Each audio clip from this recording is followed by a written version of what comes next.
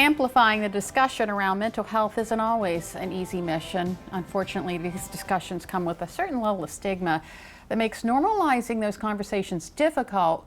But through peer-to-peer communications and an acknowledgement of the importance of having a trustworthy platform, real progress can happen. And that's all part of Morgan's message. We are happy to welcome in Patrick Donahue and Mallory Terhune. They are ambassadors with Morgan's message. Thank you both for being here. Thank you for having us. So first of all, tell us about Morgan. So Morgan was a collegiate athlete at Duke University, and she unfortunately took her own life due to struggles with mental health. And her family and friends and former teammates came together and created this foundation to kind of help end the stigma around mental health and athletes. Yeah. So why do you think it is so difficult to talk about or start conversations about mental health? Well, I think athletes are really worried about kind of like, there's like a lot of things that go into factor of being an athlete, whether it's your own mental thoughts or your coaches and your teammates and wanting to be the best you can, playing time, and there's so many factors into mental health that I think not a lot of people really understand within athletes.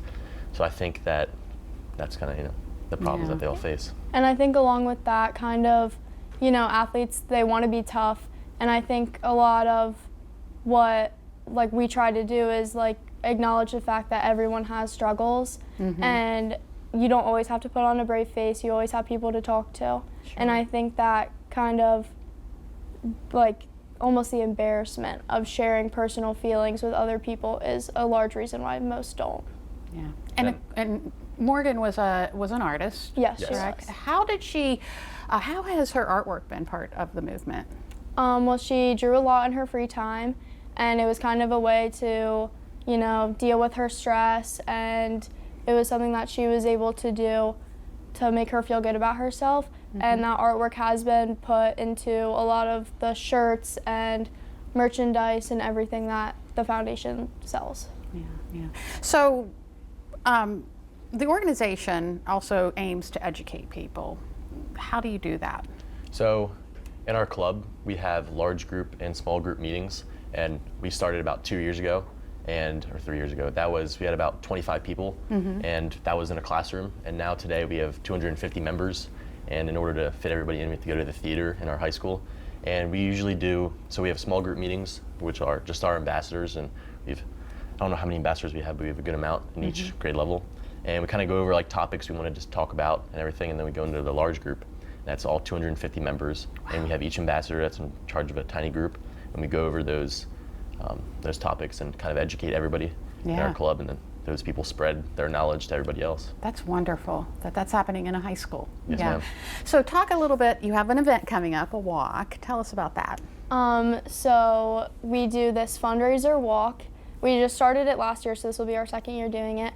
And basically we have a lot of local businesses that come and they donate baskets, gift cards, things that we can raffle off to people so that we are able to take proceeds and donate them to Morgan's Message and Sean's House.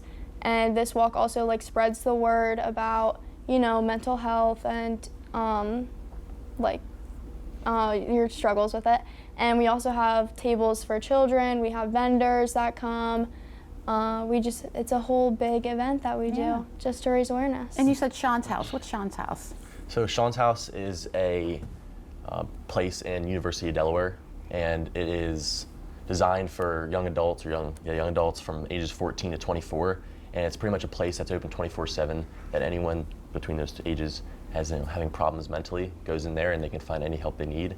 They can spend the night there, and it's a really great place, and that's also where we donate most of our money. Like this past year we donated $1,500 to Sean's House. So it's a great cause. Yeah, it's a great resource right there. Okay, so give us the event details for the walk.